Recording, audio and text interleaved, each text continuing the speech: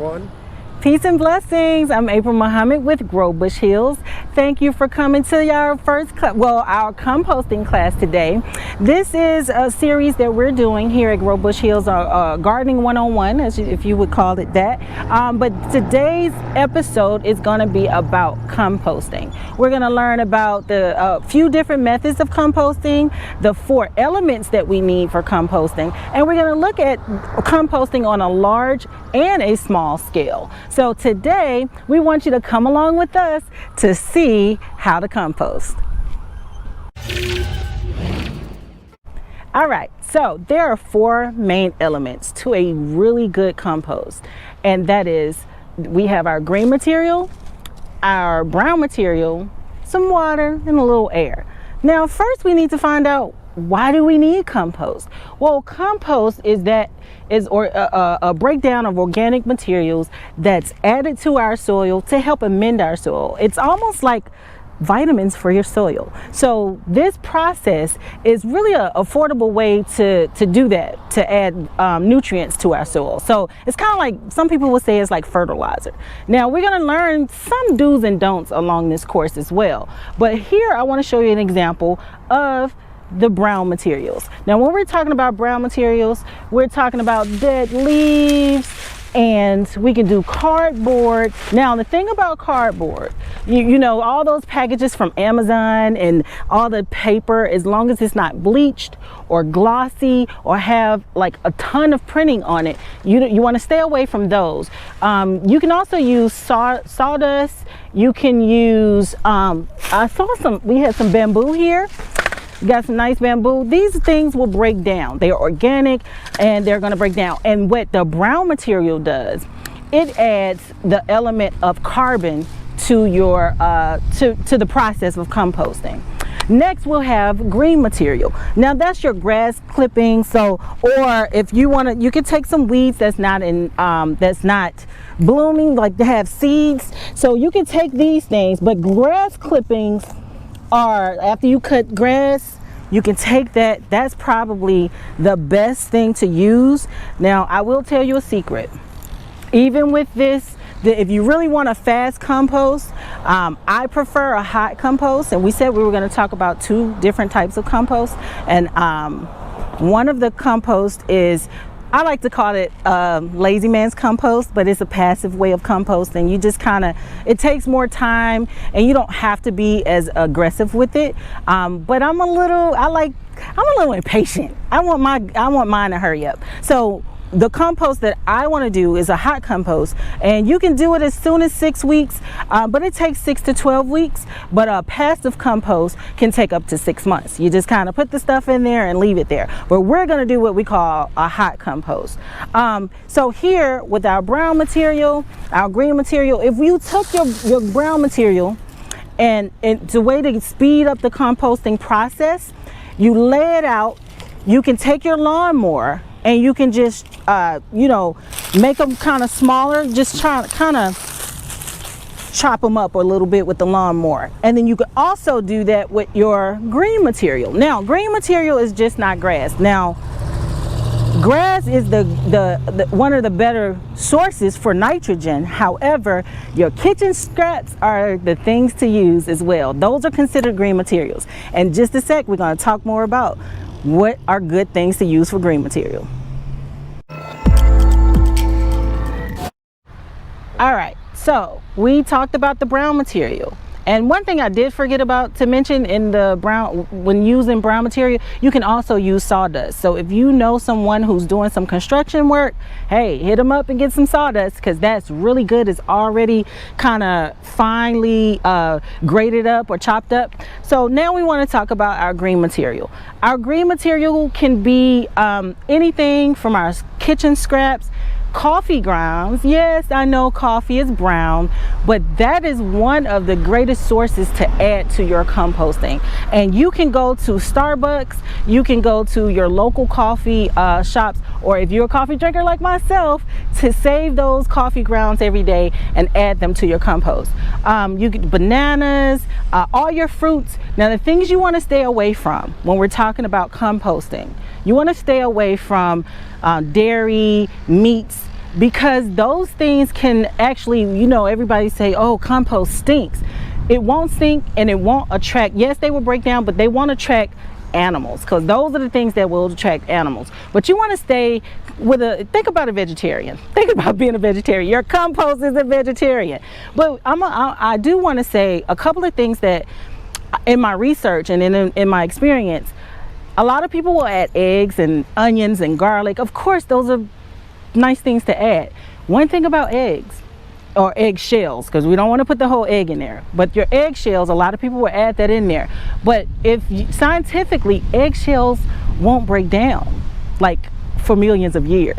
Do the research on that. So yes, a lot of people like to put it in there because they said it adds calcium, but it takes so long before that process happens, and it legit never breaks down. So you can add it, but keep in mind that it's not going to add the nutrient that you think it is in the time that you think it needs to. Onions and garlics, let's go there. So we like to add it in there because it keeps some of the certain little I would say rodents away. However, you're also keeping the good microbes away, like those red wigglers. You want them in your compost. So the green compost is here for nitrogen. Yes, we need the nitrogen. Remember we said we had that 4 elements. We have oxygen, we have the hydrogen, which is the water, we have carbon, which is the brown, and now we have the nitrogen. Okay, so that's the importance of our green compost. So now let's go over here and look at some do's and don'ts on a compost, with a compost being in a small scale. 2, 1.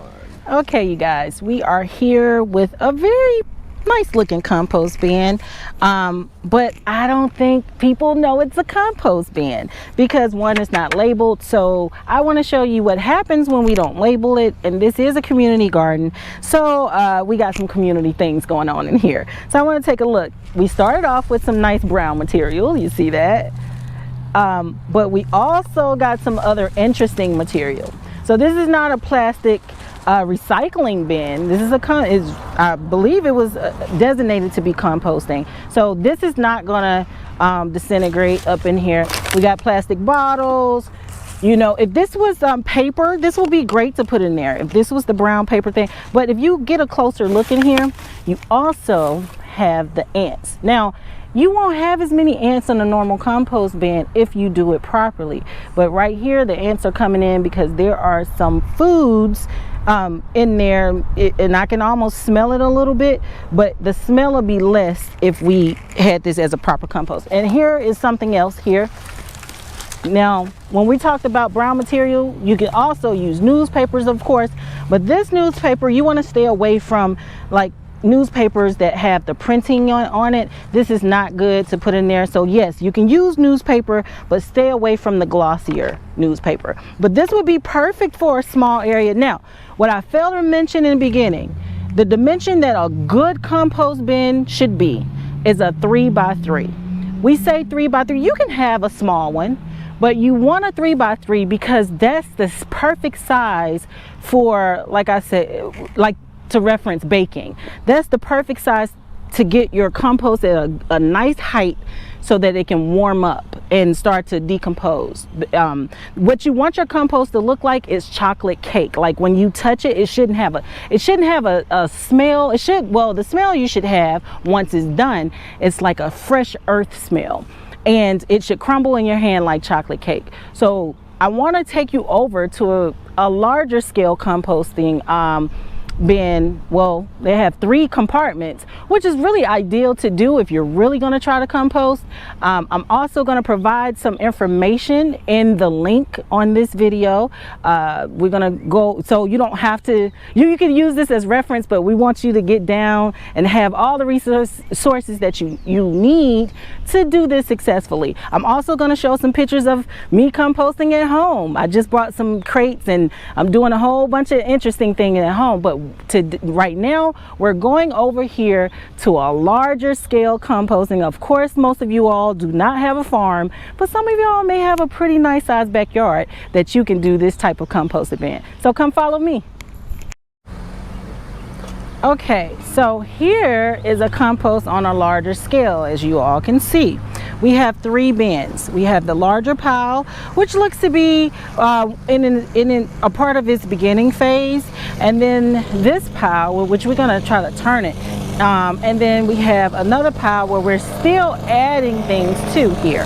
Now, I would consider this more of a passive compost.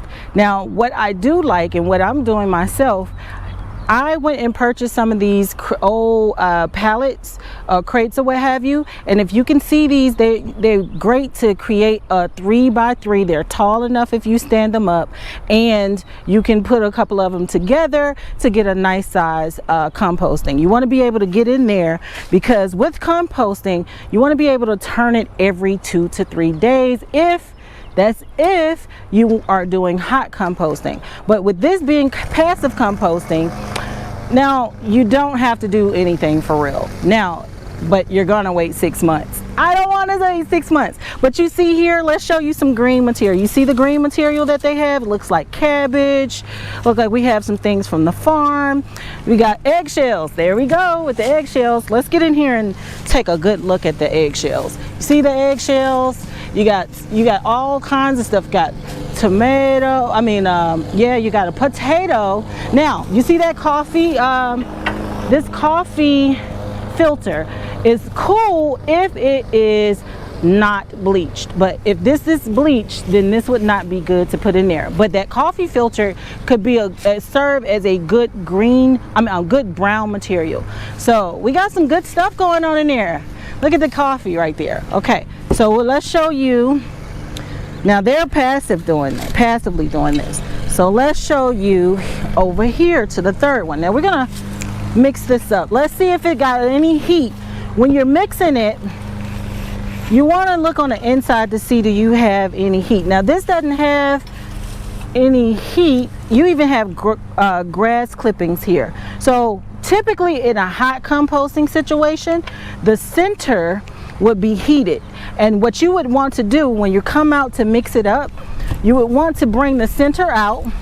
Try to bring that center up. I'm just giving you a simulation of it, and we'll do another demonstration.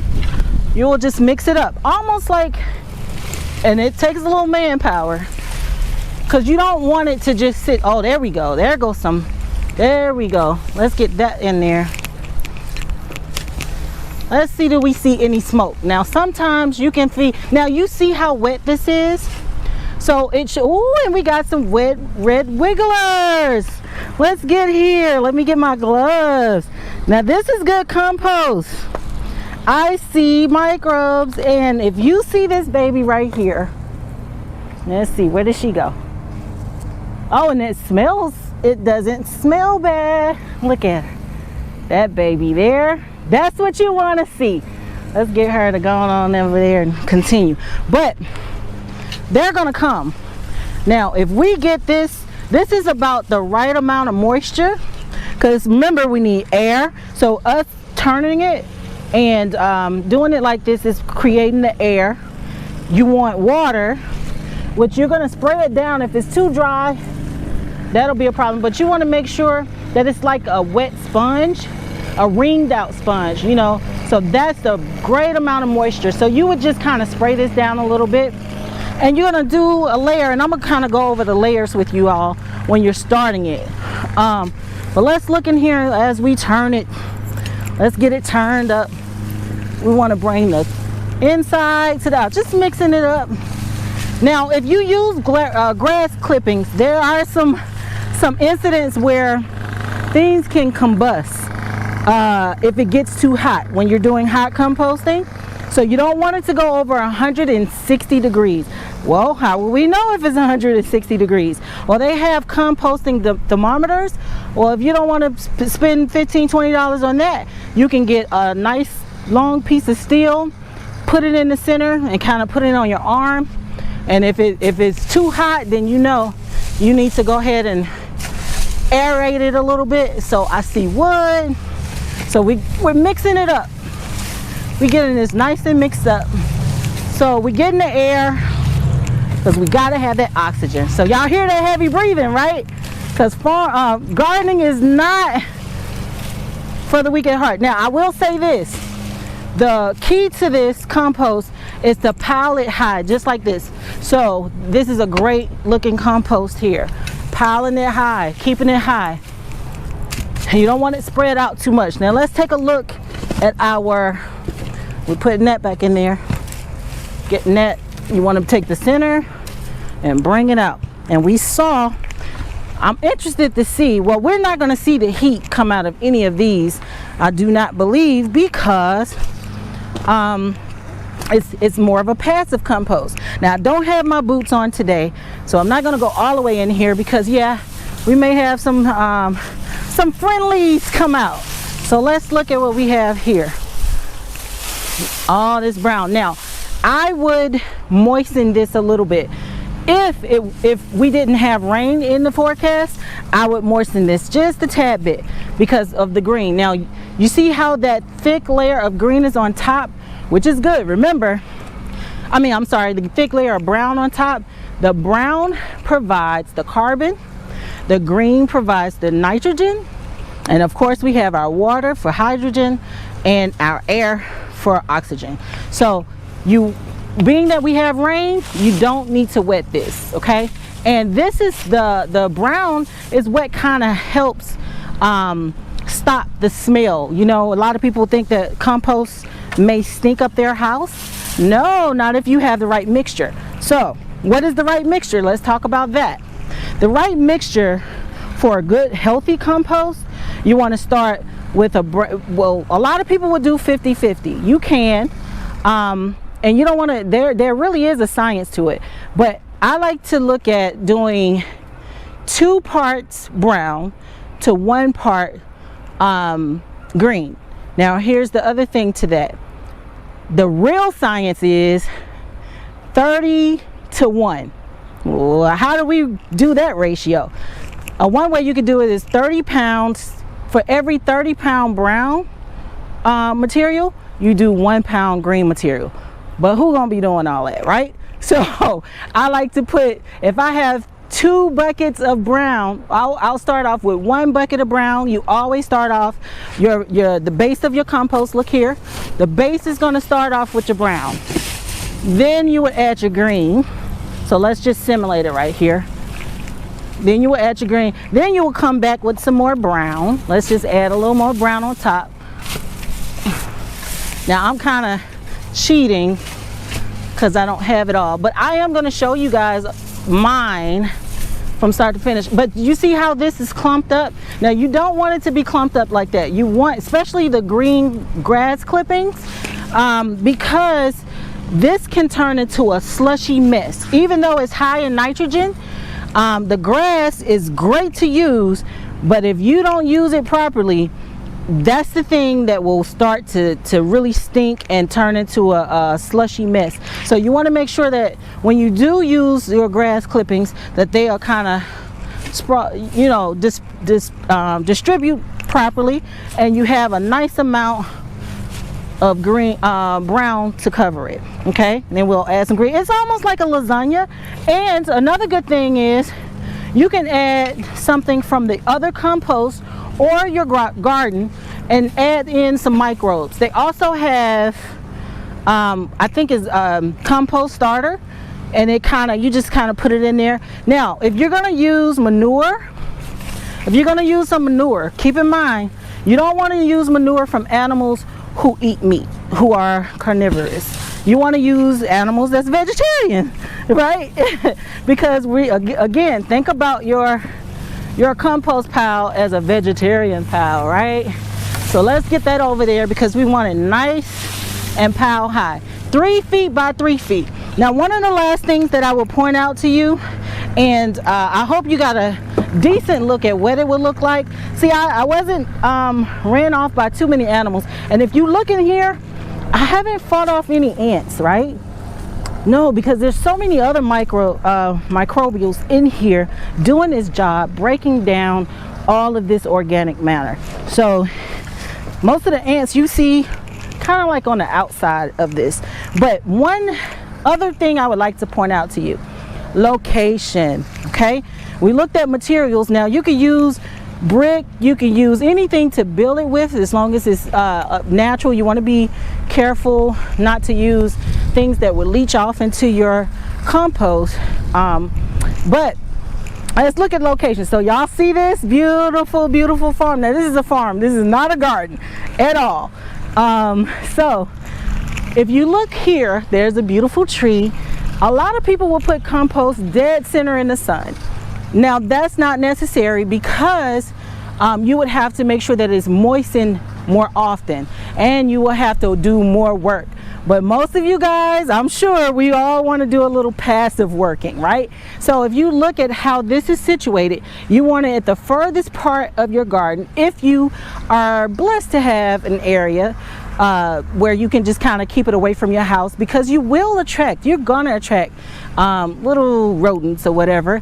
But even if you do attract them, you want them away. Now you attract rodents more so with dairy and meat, so you shouldn't get rats and things like that. But just in case you do, I have a lot of squirrels, and a possum may want to come through or something, but at least you'll keep them away from the house by putting this in a far corner with a little shade. So notice this has some shade, got that beautiful tree there, and it still is going to get a right amount of rain, and because you don't want it too wet. So if it was out in the center like that, it'll get too wet. You just have to keep adding. And now if it gets too wet, just add some brown material onto it. Again, it can be leaves. And speaking of leaves, I want to show you these leaves that one of our partners with the garden, one of our committee members, he did a wonderful job. He was just telling me about how he went around the neighborhood, which you can do. Go around the neighborhood and collect leaves. This is a great time. Or ask your neighbors to let you get some of their green material from their kitchen scraps. This is a great way for repurposing. I'm big on recycling. I am a recycling fanatic. If we can reuse the things that we have, it's just going to make us have a better planet, right? So look at all of this. You guys, this is like gold. Speaking of gold, that's what compost is called. Compost is called the gardener's gold. It's like brown gold for the gardeners. And then you're gonna get these black flies and coming in. Oh, this is great. Now, one last thing I would say. If you can't get leaves like we did, go and try to find, you can get a bale of hay or some straws, and you can add it in there. They're relatively inexpensive, and you can use that. But the main thing is, let's get started. All right, you guys, thank you so much for joining us today. I hope you was able to learn something, especially about composting. We have a lot more to tell you all through the rest of the classes, so be sure to check us out on Facebook, on our Facebook page. And like this video. You gotta like this video, right? So we can get more coming. And come visit us at the garden and the farm. If you need help at your home, that's what we're here for at Grow Bush Hills. So leave us if you need more information, or just check us out in the description, the link in the description. Look, I'm tongue-tied, right? Out in nature. And I'm going to provide a ton of resources there too. Articles, things that you can read over, because I know I talked pretty fast today. Yes, Sister April talked pretty fast. So come join us for the rest of our classes for Gardening 101. Thank you. Have a great day. Bye-bye.